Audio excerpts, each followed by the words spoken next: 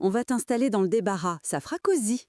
Voilà comment mon fils et sa femme enceinte m'ont annoncé qu'ils prenaient ma chambre. Ils pensaient que j'allais accepter de dormir sans fenêtre dans ma propre maison. Ma chambre, au bout du couloir, était mon refuge depuis que j'avais emménagé chez Thomas et Élodie. Rien d'impressionnant, mais c'était mon coin à moi. Un lit simple mais confortable, une commode en merisier qui avait appartenu à ma mère, des rideaux couleur crème que j'avais cousus moi-même, et sur la table de nuit, 3 photos qui tenaient mon passé en équilibre. Jean, sérieux mais rieur dans le regard, Thomas, à 2 ans avec les joues rouges de confiture, et une photo de moi, plus jeune, les cheveux attachés en chignon, un tablier noué à la taille, un plat fumant à la main.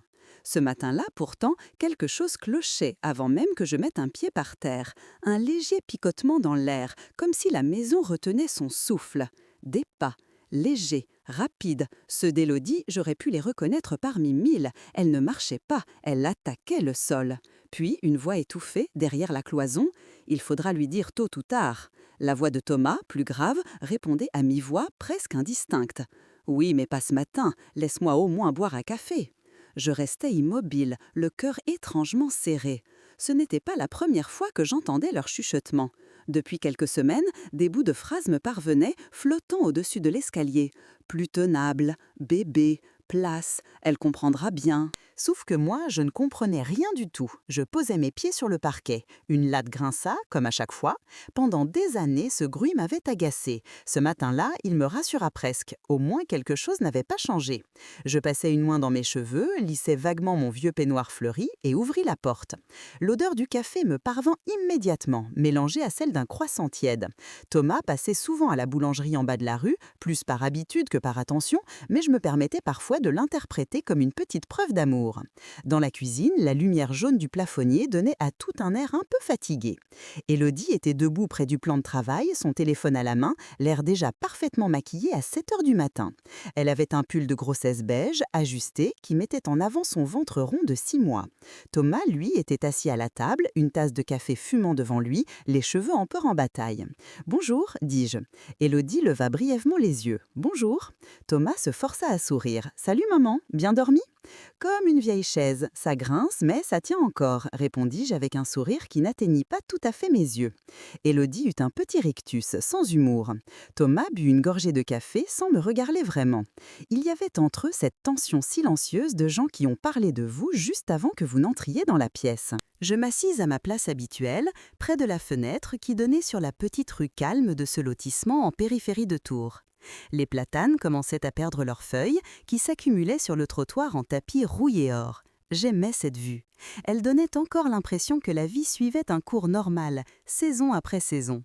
« Tu travailles à quelle heure aujourd'hui ?» demandai-je à Thomas, plus pour briser la glace que par intérêt réel. « 8h30, répondit-il. « Je dois passer à la banque avant, ils ont encore paumé un dossier. » Élodie soupira ostensiblement. « Et moi, j'ai mon rendez-vous à la maternité. Il faudra qu'on pense à... Enfin, on verra. »« À quoi ?» demandai-je. Elle haussa les épaules d'un air vaguement exaspéré. « Rien, on en parlera plus tard. » Toujours plus tard. Les gens qui disent plus tard croient qu'ils gagnent du temps. En réalité, ils gagnent juste du silence, jusqu'à ce que le bruit revienne 10 fois plus fort. Thomas finit son café en vitesse, attrapa ses clés, puis hésita une fraction de seconde. D'habitude, il m'embrassait sur la joue avant de partir. Ce matin-là, son mouvement se suspendit à mi-chemin, comme s'il craignait de déclencher quelque chose au moindre contact. Finalement, il déposa un baiser rapide sur mes cheveux et murmura « On se parle ce soir, maman ». « D'accord, mon fils », répondis-je. Quand la porte d'un trait se referma derrière lui, la maison sembla perdre d'un coup plusieurs degrés. Je restai un moment à regarder ma tasse, puis je retournai dans ma chambre, mon refuge, mon dernier territoire. C'était une pièce simple, au fond du couloir. Sur le radiateur, un châle que je mettais parfois sur mes épaules le soir. Sur la chaise, mon sac à main. Sur la commode, le petit coffret en bois qui contenait les lettres de Jean, celles qu'il m'avait envoyées quand il était en déplacement pour son travail dans les années 80. Je caressais machinalement le dessus du coffret, comme on caresse la tête d'un chat endormi. Il y a quelques années, après la mort de Jean, quand Thomas m'avait proposé d'emménager chez eux, j'avais accepté avec une sorte de soulagement coupable. J'avais peur de la solitude dans la vieille maison familiale à la campagne, peur du silence du soir, peur de tomber sans que personne ne s'en aperçoive. Thomas m'avait dit « Maman, viens chez nous, comme ça on veille sur toi ». Je m'étais dit que j'avais de la chance, que toutes les mères n'avaient pas un fils prêt à les accueillir dans sa maison neuve, dans ce lotissement si propre, si rassurant, avec ses haies bien taillées et ses boîtes aux lettres toutes identiques. Je m'étais trompée sur certains détails, pas sur ma chance de ne pas être seule, non, mais sur la direction de la vigilance. Je croyais qu'ils veilleraient sur moi, je n'avais pas imaginé que je devrais, un jour, me protéger d'eux. En fin d'après-midi, j'entendis la porte d'entrée claquer à nouveau. Les voix résonnèrent dans le couloir, un peu plus hautes que d'habitude. Je me redressai sur mon lit, le cœur se mettant à battre plus fort, comme s'il avait deviné avant moi. « Maman » appela Thomas. « Oui, je suis là ». Ils entrèrent tous les deux. Thomas avait cet air du bon élève qui doit annoncer une mauvaise note à un parent. Élodie, elle, se tenait droit comme un piquet, les bras croisés sur sa poitrine, le regard brillant d'une fausse douceur. « On peut s'asseoir » demanda Thomas. « Je ne sais pas, est-ce que je dois avoir peur ?» répondis-je à moitié sérieuse. Il eut un sourire nerveux. « Non, c'est juste, il faut qu'on parle de l'organisation. » L'organisation. Chez eux, ce mot ne présageait jamais rien de bon pour moi. Ils s'assirent au bord du lit, côte à côte, formant un front uni. J'avais l'impression de passer un entretien d'embauche dans ma propre chambre. Thomas inspira profondément.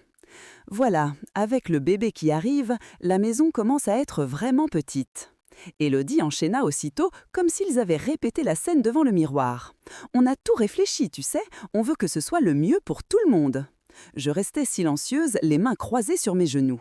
Le tout le monde ne m'incluait plus depuis longtemps, mais il semblait l'oublier. « Ta chambre, continua Thomas, c'est la plus lumineuse, la plus tranquille. On s'est dit que ce serait l'idéal pour la chambre du bébé. » Les mots tombèrent lentement, comme des gouttes de pluie glaciale. « La chambre du bébé » répétai-je. « Oui, dit Élodie avec un sourire qu'elle voulait rassurant. Tu comprends, non? Il aura besoin d'espace, de calme, et puis c'est juste une question de logique. » Je sentis mon estomac se nouer. Je regardais autour de moi, comme si la pièce allait me répondre à leur place. Mon lit, ma commode, mes rideaux, mon monde. « Et moi, je vais où exactement ?» demandai-je calmement. Thomas évita mon regard. Élodie, elle, ne le fuit jamais. Elle planta ses yeux noisettes dans les miens. On a aménagé le débarras en bas, tu sais, la petite pièce à côté de la buanderie. On a mis un lit, on va y installer une petite armoire. Ce sera très bien. Le débarras, la pièce sans fenêtre, où Thomas rangeait les cartons, les outils, les vieilles valises, l'endroit qui sentait la lessive froide et la poussière. « Ce n'est pas une chambre, dis-je. » Élodie leva les mains comme exaspérée qu'on ose lui opposer un fait. « Mais tu n'as pas besoin de grand-chose, si? Tu l'as toujours dit, je suis minimaliste, moi, tu te souviens ?» Je me souvenais, oui, je l'avais dit, mais il y a une différence entre choisir de vivre avec peu et être relégué dans un recoin. « Et il faut que ce soit fait pour quand ?» demandai-je. Thomas se racla la gorge. « Le plus tôt possible. Le peintre vient bientôt pour faire les murs et on doit monter les meubles du bébé. »« On pensait commencer ce soir » ajouta Élodie, comme si elle annonçait une promotion. « Ce soir !» Je sentis quelque chose glisser en moi, comme une fissure qui se creusait. Il n'y eut pas de grand bruit, pas d'éclat de verre, juste une rupture silencieuse, nette. Je les regardais tous les deux, longuement. Thomas se tortillait sur le matelas, incapable de soutenir mon regard. Élodie, elle, ne sciait pas. Elle croyait être dans son bon droit. Les gens persuadés d'avoir raison ne baissent jamais les yeux. « Je vois », dis-je simplement. Thomas eut un soupir de soulagement, croyant sans doute que ma réponse équivalait à un accord. « Tu comprends que c'est pour le bébé, hein, maman ?» Il posa une main sur ma manche. « Tu seras toujours chez toi ici, c'est juste une question de place. »« Chez moi !» Le mot me piqua comme une épingle. « Chez moi !» dans une maison où ma chambre était devenue un argument logistique. Je retirai doucement mon bras. « Laissez-moi un peu de temps pour ranger mes affaires, dis-je. »« On va t'aider, proposa Élodie. À 3 personnes, ce sera vite fait. » Je me raidis. « Non, je préfère m'en charger seule. » Elle haussa les épaules, mais je vis bien, dans la crispation de sa bouche, que ma résistance, même faible, l'agaçait. Thomas, lui, semblait soulagé d'avoir fait la conversation difficile. J'eus presque la sensation qu'il se félicitait antérieurement. Voilà, c'était dit, on pouvait revenir à la normale. Ils sortirent de la chambre, refermant la porte à moitié. « Tu nous appelles si tu as besoin, hein ?» lança Thomas dans le couloir. Je restai assise un long moment, immobile, à regarder ma commode comme on regarde un croche sur le point de mourir. Puis, lentement, je me levai, j'ouvris le premier tiroir et je sortis le tas de chemisiers que j'y avais soigneusement plié. Mes mains tremblaient un peu, pas de colère, de tristesse condensée. À travers la porte entr'ouverte, j'entendais déjà les voix d'Élodie et de Thomas dans le salon. Tu vois, ça s'est bien passé, disait-elle. Il fallait juste le faire. Oui, mais je ne sais pas, elle avait une drôle de tête, répondit-il. C'est normal, c'est un changement, elle s'y fera. Je pliai un chemisier, puis un autre, comme si le monde ne venait pas d'être déplacé de quelques centimètres. En rangeant, ma main heurta quelque chose au fond du tiroir, un petit écrin en velours bleu nuit. Je le sortis avec précaution. Le collier, celui que Jean m'avait offert le jour où Thomas était né. Un pendentif en or discret avec une date minuscule gravée au dos. 17 avril 1988, la naissance de notre fils. À l'époque, on n'avait pas beaucoup d'argent, mais Jean s'était endetté pour m'offrir ce bijou. Pour te rappeler que tu as donné la vie, m'avait-il dit. Je caressais le pendentif du bout du doigt. Le métal était tiède, comme s'il avait gardé la chaleur de ma peau. Je le remis dans l'écrin et glissai celui-ci dans la poche de mon cardigan, comme on garde une petite arme secrète. Je poursuivis mes allers-retours entre la commode et la vieille valise posée au sol. À chaque vêtement plié, je sentais une couche de ma vie se détacher des murs. Au bout d'un moment, j'entendis des bruits de carton dans le couloir, des pas pressés, des claquements de scotch. Je sortis la tête de ma chambre. Élodie était dans le couloir, penchée sur une étagère où j'avais rangé, depuis mon arrivée, quelques bibelots et souvenirs, un vieux réveil, des bougies, des cadres photos. Elle les mettait dans un carton sans même regarder ce qui lui passait entre les mains. « Qu'est-ce que tu fais » demandai-je. « Je gagne du temps » répondit-elle sans se retourner. « Il faut libérer le couloir, sinon on ne pourra pas faire passer les meubles. » « Mais ce sont mes affaires » insistai-je. « Oui, oui, justement, je t'aide. » Elle attrapa le cadre avec la photo de mon mariage et le posa au fond du carton, face contre carton. Le verre se cogna dans un bruit mat. « Doucement » dis-je, la voix plus sèche que je ne l'aurais voulu. Elle se redressa, bras croisés, agacée. « Tu veux faire tout ça toute seule, sérieux? Tu ne peux plus porter lourd, tu as mal au dos, on essaye de t'aider et tu te vexes ?» Je la regardai un instant. Elle était jeune, certes, mais pas stupide. Elle savait très bien faire la différence entre aider et déposséder. « Laisse au moins ce cadre » murmurai-je en le récupérant du carton. Elle leva les yeux au ciel, soupira comme si j'étais une enfant capricieuse. « Bon, je vais finir en bas alors. » Elle descendit les escaliers avec le carton dans les bras, le faisant claquer contre la rambarde à chaque marche. Je restai seule dans le couloir, la photo dans la main, le cœur serré. Ce n'était pas que pour la chambre, je le savais désormais. C'était tout.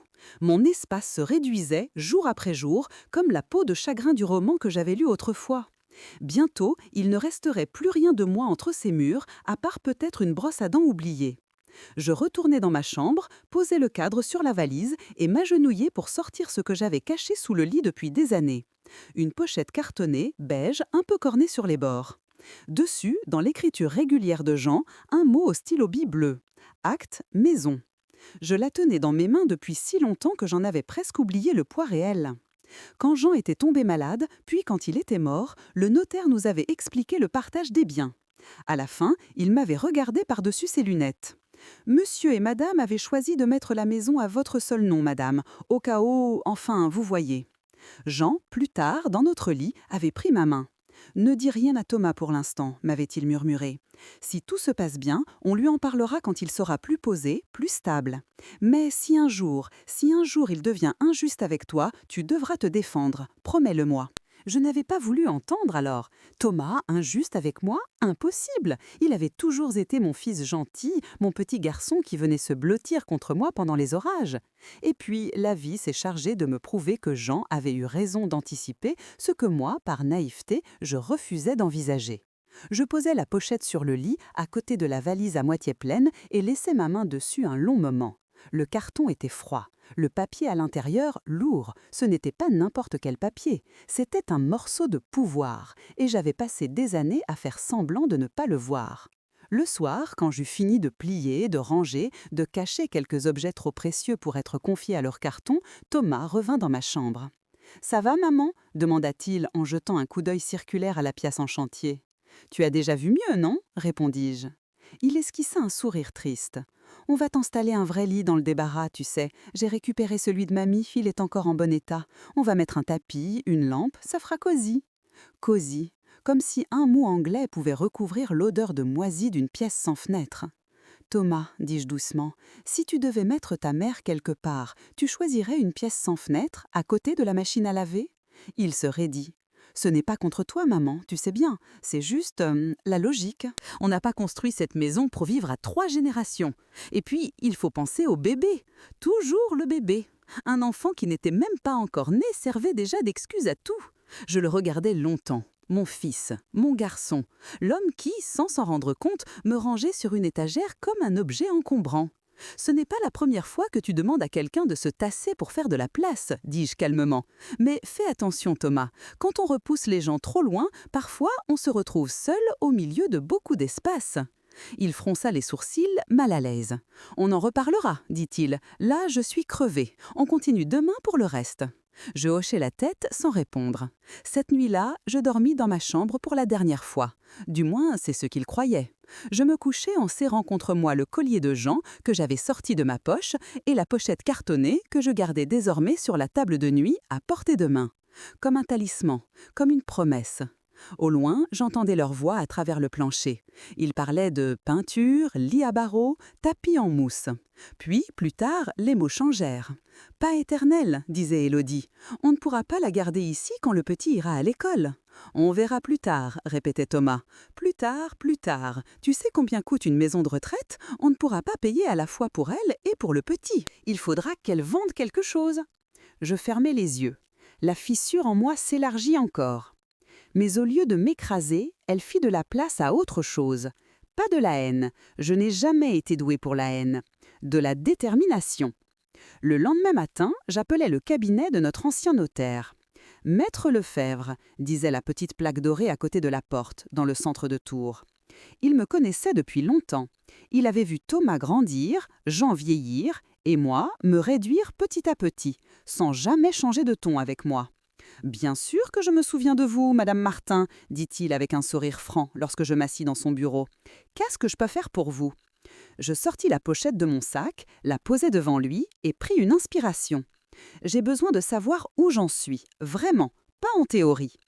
Il ajusta ses lunettes, ouvrit la pochette et parcourut l'acte de propriété avec la concentration d'un médecin devant une radio. « Oui, c'est bien ce que je pensais, dit-il au bout de quelques minutes. La maison a été achetée en communauté, entre vous et votre mari. Au moment du décès de monsieur, sa part est revenue à la communauté, et vous êtes devenu propriétaire à 100%. Votre fils n'a aucun droit de propriété sur ce bien pour l'instant. » Les mots entraient en moi tranquillement, comme une vérité que je connaissais déjà, mais que j'avais besoin d'entendre de quelqu'un d'autre. « Donc, légalement, c'est moi la seule propriétaire, répétai-je. « Exactement, confirma-t-il. C'est écrit noir sur blanc. Vous pouvez, si vous le souhaitez, faire une donation, une vente, un démembrement. Mais tant que vous n'en signez pas l'acte, personne ne peut revendiquer ce bien à votre place. » Je baissai les yeux vers mes mains. Mes doigts noueux jouaient avec le bord de mon sac. « Et si les occupants deviennent, disons, hostiles ?» demandai-je doucement. « Si on me manque de respect, si on essaye de m'évincer doucement mais sûrement, est-ce que je peux les mettre dehors ?» Maître Lefebvre me regarda longtemps, sans parler. Il n'avait jamais été du genre à se mêler des histoires de famille, mais il n'était pas aveugle. « Vous avez des droits très clairs, madame, finit-il par dire. Eux sont chez vous, vous n'êtes pas chez eux. Si la cohabitation devient impossible, vous pouvez demander leur départ. Il faudra respecter des délais, bien sûr, mais juridiquement, vous avez la main. » Je hochai la tête lentement. « Et moralement ?» murmurai-je. Il posa son stylo, croisa les doigts devant lui. « Moralement, c'est autre chose. Mais je connais votre famille depuis longtemps. Je sais ce que vous avez payé pour cette maison, les sacrifices que vous avez faits, les heures supplémentaires, les vacances annulées. Je sais aussi ce que vous avez déjà donné à votre fils. Ce n'est pas à moi de juger, mais je peux vous dire une chose, se laisser marcher dessus n'a jamais sauvé aucune famille. » Un sourire triste me vint aux lèvres. « Jean me dirait la même chose, soufflai-je. » Il hocha la tête. Nous parlâmes encore un peu. Des démarches possibles, des lettres recommandées, des délais. Il m'expliqua tout avec sa précision habituelle. Je ne pris aucune décision officielle ce jour-là. Mais en sortant de son bureau, je ne marchais plus tout à fait de la même manière. Dans la rue, les cloches de l'église voisine sonnèrent midi. Les gens sortaient des bureaux, les terrasses se remplissaient. Je traversais la place au milieu des odeurs de café et de croissants encore tièdes, en tenant mon sac un peu plus fermement. L'acte de propriété y reposait, lourd comme une vérité qu'on ne pourra plus jamais ignorer. En rentrant au lotissement, je vis tout de suite, sur la petite allée devant la maison, un sac poubelle noir posé contre le mur. Il n'était pas fermé. Un coin de tissu dépassait. Je sentis déjà la colère monter, froide et limpide. Je m'approchai. À l'intérieur, je reconnus un foulard que je portais souvent l'hiver, les vieux torchons brodés de ma mère, 2 magazines, et, au milieu, la petite boîte en métal où je rangeais les lettres que mon père m'avait écrites quand j'étais jeune fille. Je pris la boîte avec des gestes lents, méticuleux, comme si je manipulais une bombe. Je rentrai avec ce sac dans l'entrée et le posai au milieu du couloir. « Thomas, Élodie !» appelai-je d'une voix claire. Ils arrivèrent tous les deux presque aussitôt, comme des enfants pris en faute. « Qu'est-ce que c'est que ça ?» demandai-je en montrant le sac. Élodie croisa les bras. « On fait du tri, on n'a pas la place pour tout garder, tu le sais bien. Ce sont des vieux trucs qui traînaient partout. » « Des vieux trucs » répétai-je. « Donc, les lettres de mon père, ce sont des vieux trucs ?» Thomas pâlit. « Je ne savais pas qu'il y avait ça dedans, balbutia-t-il. »« Tu ne sais pas grand-chose ces temps-ci, dis-je doucement. Et quand tu ne sais pas, tu laisses Élodie décider. » Elle se raidit. « Vous allez encore me faire passer pour la méchante, c'est ça? Je fais ce que tout le monde fait, je range. On ne peut pas vivre dans un musée. » Je la regardais longuement. Son ventre rond se soulevait au rythme de sa respiration rapide. Son visage, d'ordinaire si maîtrisé, laissait transparaître une impatience nerveuse. « Tu ranges, dis-je. Moi, je disparais. » Un silence s'abattit. Je laissai ce silence s'installer, se dilater. Puis, je pris une inspiration. « Ce soir, à 19h, nous aurons une vraie discussion, dis-je, tous les 3. Tu ne prends aucun autre rendez-vous, Élodie. Toi non plus, Thomas. C'est important. » Elle leva les yeux au ciel. « Encore une réunion de famille dramatique. » « C'est le mot, oui, répondis-je, dramatique. » Je montai dans ma chambre, oui, et posai l'acte de propriété bien en évidence sur la table de nuit. Toute la journée, je le voyais du coin de l'œil, comme un rappel discret que je n'étais pas folle, ni impuissante, ni dépendante au point d'accepter l'inacceptable. À 19h moins 5, je descendis dans le salon. Thomas était déjà assis sur le canapé, les coudes sur les genoux, les mains enlacées. Il avait le regard de celui qui sait que le contrôle lui échappe. Élodie tournait en rond, téléphone à la main, en envoyant des messages frénétiquement. « On peut commencer ou tu attends une invitation officielle de l'Élysée ?» lui lançai-je. Elle leva les yeux au ciel, mais s'assit quand même. Je pris place dans le vieux fauteuil en velours que j'avais apporté de ma maison d'avant, l'un des rares meubles que personne n'avait encore osé déplacer. « Très bien, dis-je, nous avons beaucoup de choses à nous dire. Tu veux commencer, Élodie? Tu avais l'air de savoir très bien comment organiser ma vie ces derniers jours. »« Je te demande pardon, » répliqua-t-elle piquée. « On fait ce qu'on peut pour préparer l'arrivée de notre enfant, c'est tout. Tu dramatises tout. Tu as une chambre, un toit, de quoi manger. Tu devrais être reconnaissante. » Reconnaissante, je souris sans joie. Reconnaissante de quoi exactement? D'être reléguée dans un débarras, de voir mes affaires jetées dans un sac poubelle, d'entendre par le plancher qu'on discute déjà de la façon de m'envoyer dans un EHPAD dès que le petit coûtera trop cher. Thomas se tendit tout entier. Tu as entendu ça? Les planchers dans les maisons modernes sont fins, tu sais. On y entend les vérités que les gens croient garder pour eux. Élodie rougit légèrement, mais ne recula pas. « Ce n'est pas contre toi, dit-elle, mais il faut être réaliste. Tu ne pourras pas rester éternellement avec nous. On a notre vie, notre famille, nos projets. On n'a pas signé pour t'avoir à charge jusqu'à… » Elle s'interrompit. C'est étrange, comme certains mots se coincent. Elle avait failli dire « jusqu'à ta mort », j'en étais sûre. Elle s'était heurtée à sa propre brutalité. Je pris une inspiration lente. « Très bien, dis-je. Vous avez donc décidé, tous les deux, que ma présence était un problème, que je devais me faire petite, invisible, silencieuse. » Thomas secoua la tête. « Ce n'est pas ça. » Je levai une main. « Laisse-moi finir. » Il se tut. « Vous avez aussi décidé que cette maison était la vôtre, continuai-je, que vous avez pris votre chambre, pris le bureau et maintenant pris la mienne pour le bébé, que moi, j'étais là en attendant de trouver mieux. » Élodie croisa les bras encore plus fort. « C'est notre maison, c'est nous qui payons le prêt tous les mois, au cas où tu l'aurais oublié. » Je laissai un silence peser sur ces mots. Puis, calmement, je me penchai pour ouvrir mon sac à main. Je sortis la pochette cartonnée, la posa sur la table basse et la fis glisser jusqu'à eux. « Tiens, lis, dis-je. » Thomas leva un sourcil inquiet. Il ouvrit la pochette, sortit l'acte et commença à lire. Je le regardais. Au fur et à mesure que ses yeux parcouraient les lignes, son visage changeait. D'abord, la simple concentration, puis un léger froncement de sourcils, puis une surprise incrédule, enfin un blanchiment complet, comme si quelqu'un venait d'aspirer le sang de ses joues. « Maman !» souffla-t-il. Élodie, impatiente, lui arracha presque le document des mains. « Laisse, tu lis trop lentement. » Elle parcourut les lignes à son tour. Je vis ses yeux aller et venir, plus vite puis ralentir. Ils revinrent 2 fois sur la même mention.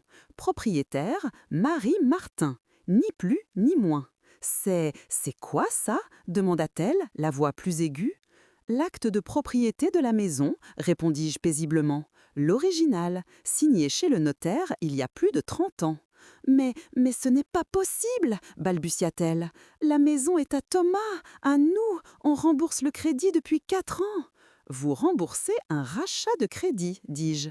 Le prêt initial, c'est moi et ton beau-père qui l'avons signé. Nous avons acheté ce pavillon quand Thomas était adolescent. Quand il s'est marié, nous lui avons proposé d'y vivre avec sa femme en payant une partie des mensualités. C'est ce que j'ai continué à faire, même après la mort de Jean. » Thomas serra le document entre ses doigts. Je croyais que... Je ne sais même pas ce que je croyais. On n'en a jamais parlé clairement. Ton père voulait attendre que tu sois plus posé, comme il disait. Il aurait peut-être fini par te passer la maison officiellement un jour. Mais il m'a demandé une chose avant de mourir, ne jamais me mettre moi-même dehors pour que tu te sentes plus à l'aise. Élodie secoua la tête, refusant encore la réalité. « Mais c'est injuste !» s'écria-t-elle. « On a mis de l'argent dans cette maison, on a refait la cuisine, payé la peinture, la salle de bain. Tu ne peux pas tout garder. » « Je n'ai jamais dit que je voulais tout garder, répondis-je. Je dis simplement que vous n'êtes pas chez vous ici, vous êtes chez moi, et que par conséquent, ce n'est pas vous qui déciderez où je dors. » Une longue minute passa. On n'entendait que le bruit de la pendule dans la cuisine. Thomas fixait le papier comme s'il espérait que les mots se réécrivent tout seuls. « Et maintenant, qu'est-ce que tu veux faire ?» demanda-t-il enfin, d'une voix blanche. Je pris une respiration profonde. C'était là que tout se jouait. Je sentais le poids de chaque mot avant même de les prononcer. Je pensais à Jean, à son regard quand il m'avait fait promettre de ne pas me laisser écraser. Je pensais à la nuit où j'avais entendu Élodie parler de maison de retraite comme d'une vieille valise à ranger. « Je veux que ça s'arrête, dis-je. Je veux que cesse ce petit jeu qui consiste à me faire disparaître par morceaux en espérant que je ne me rende compte de rien.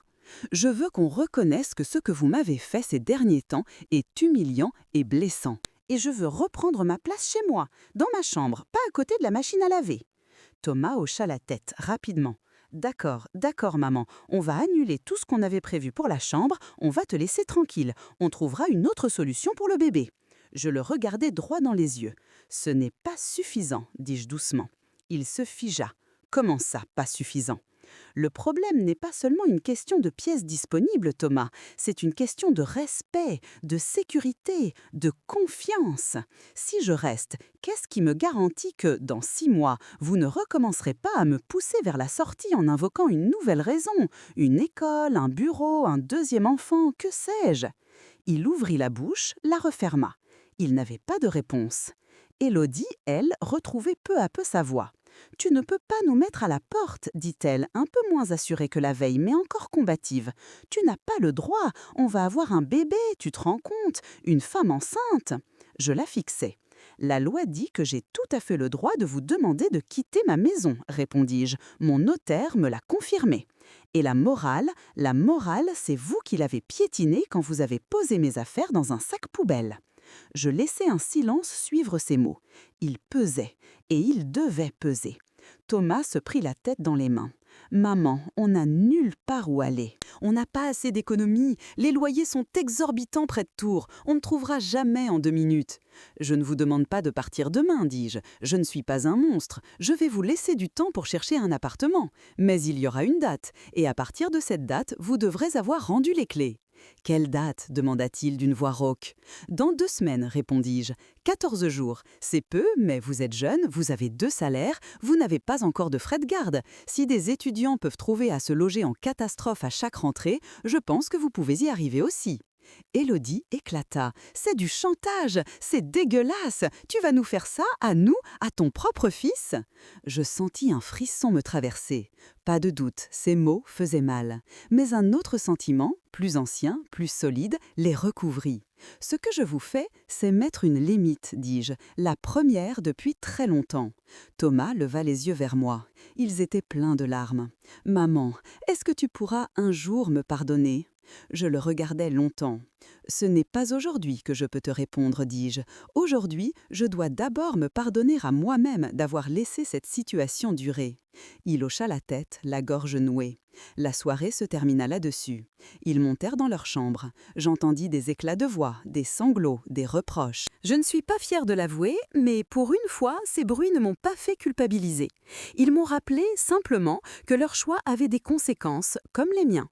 Les jours suivants furent étranges.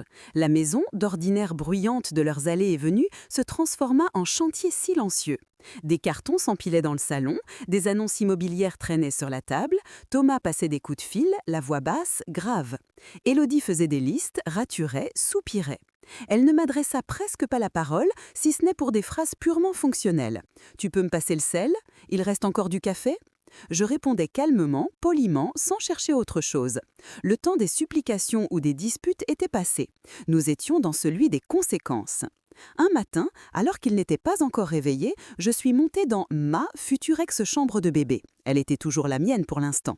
Il y avait, contre le mur, un carton déjà ouvert avec des petits vêtements minuscules, pliés tout neufs. Des bodys, des pyjamas, des chaussons en forme de lapin. J'ai posé la main dessus. Le tissu était si doux. Ce n'est pas sa faute à lui, ai-je pensé. Il n'a rien demandé.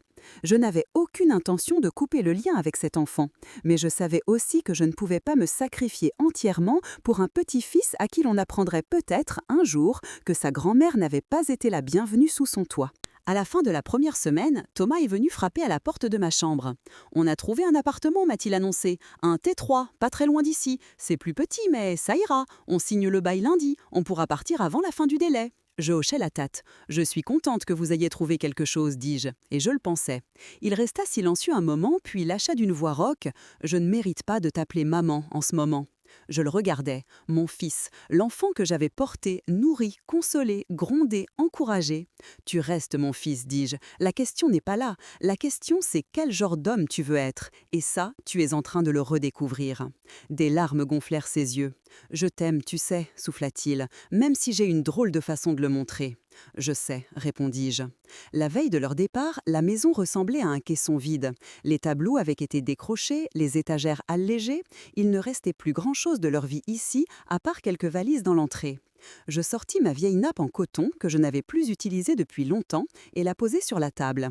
Je préparai un plat de gratin dauphinois comme Jean l'aimait et un poulet rôti qui sentait l'ail et le thym. Peut-être était-ce ridicule, mais je voulais que ce dernier dîner sous le même toit ne soit pas un champ de ruines. On peut mettre quelqu'un à la porte sans le priver d'un repas chaud. Quand ils descendirent, Thomas eut un sourire triste. « On dirait les dimanches d'avant, dit-il. »« Oui, répondis-je, sauf que cette fois, tu ranges la table. » Il rit à travers ses larmes. Même Élodie mangea en silence, sans sarcasme. Elle se resservit même des pommes de terre, sans commenter ma façon de les couper. C'était presque un cadeau venant d'elle. À la fin du repas, alors que Thomas rangeait la vaisselle, elle s'est approchée de moi, les bras ballants. Elle avait l'air épuisée. « Je ne sais pas quoi te dire, fit-elle. Je t'en veux encore, mais je crois que je comprends un peu mieux. » Je la regardais, surprise par cette once de sincérité. « Je ne te demande pas de m'aimer, répondis-je.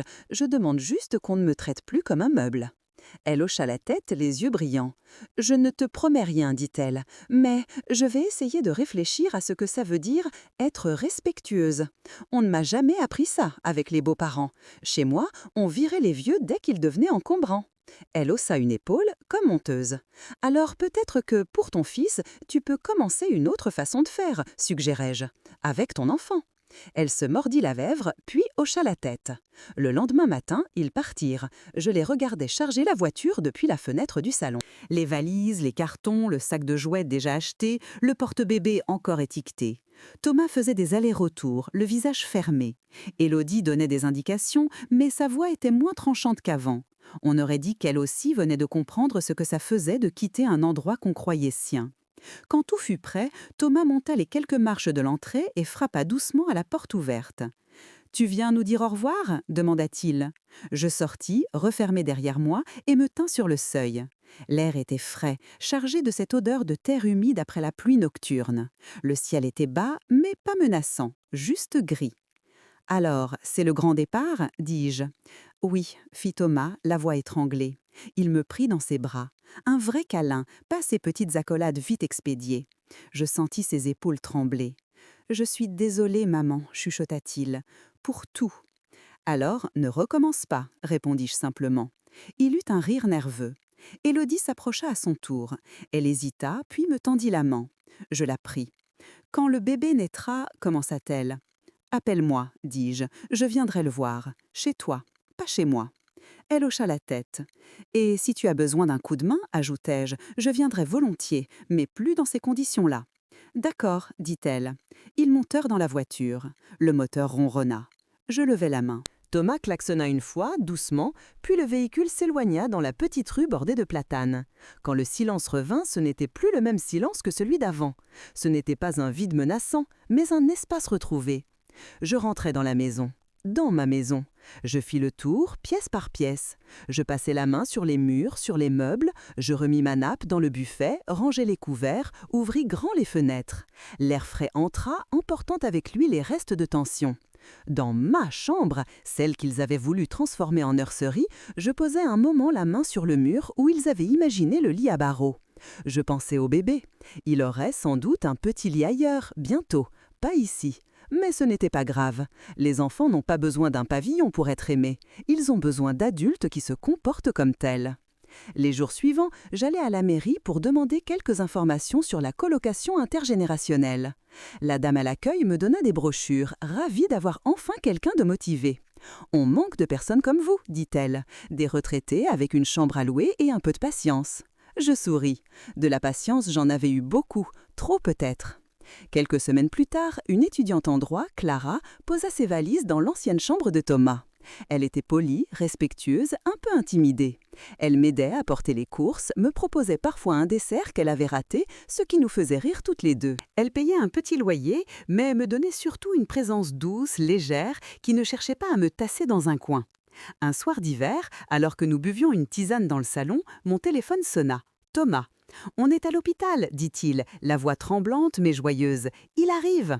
Mon cœur fit un bond étrange. « Je peux venir ?»« Bien sûr que oui, » répondit-il, comme si c'était une évidence.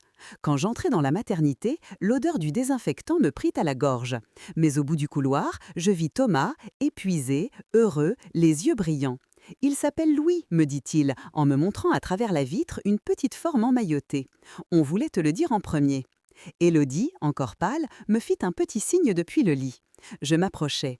Elle prit une grande respiration. « On n'est pas toujours très doués, » murmura-t-elle, « mais j'aimerais bien qu'il connaisse sa grand-mère, la vraie, celle qui a assez de caractère pour mettre son fils dehors quand il dérape. » Je lui pris la main. « Alors on va essayer de faire mieux, tous les trois, » dis-je. Sur le chemin du retour, dans le bus qui traversait la ville illuminée, je regardais le reflet de mon visage dans la vitre. Des rides, oui, des cernes, mais aussi autre chose. Une sorte de lumière ténue, tranquille. J'ai pensé à la Marie que j'étais il y a quelques mois, assise sur le bord de son lit, terrorisée à l'idée de perdre sa chambre, sa place, sa dignité, et à celle que j'étais devenue. Une femme qui savait dire non, qui connaissait la valeur des papiers qu'elle signait et qui avait compris une chose essentielle. On peut être discret, réservé, même effacé. On peut parler doucement, éviter les conflits, préférer la paix. Mais cela ne signifie pas qu'on est sans pouvoir. La puissance n'est pas toujours bruyante. Parfois, elle tient dans une pochette cartonnée, dans un acte signé il y a 30 ans, dans un nom prononcé au bon moment. Parfois, elle tient dans le fait de rappeler à son propre fils que l'amour n'autorise pas tout. Ce soir-là, en rentrant dans ma maison silencieuse, j'ai allumé la lampe du salon, posé mon sac sur la console et j'ai murmuré pour moi-même. On m'a prise pour une ombre. On a oublié qu'une ombre existe parce qu'il y a de la lumière derrière. Je suis allée dans ma chambre, la vraie, j'ai passé la main sur les draps propres, j'ai posé le collier de Jean sur la table de nuit et je me suis allongée. Je n'étais plus la grand-mère qu'on pousse dans un débarras, j'étais la propriétaire des lieux, la gardienne de ma propre dignité. Et paradoxalement, c'est le jour où j'ai mis mon fils à la porte que j'ai commencé à le retrouver. Je me suis endormie en pensant à Louis, à Clara, à Jean, à tous ceux qui, un jour, franchiraient cette porte non pas pour me déplacer, mais pour me saluer. Je n'étais plus silencieuse, j'étais tranquille. Et c'était pour moi la plus belle des victoires.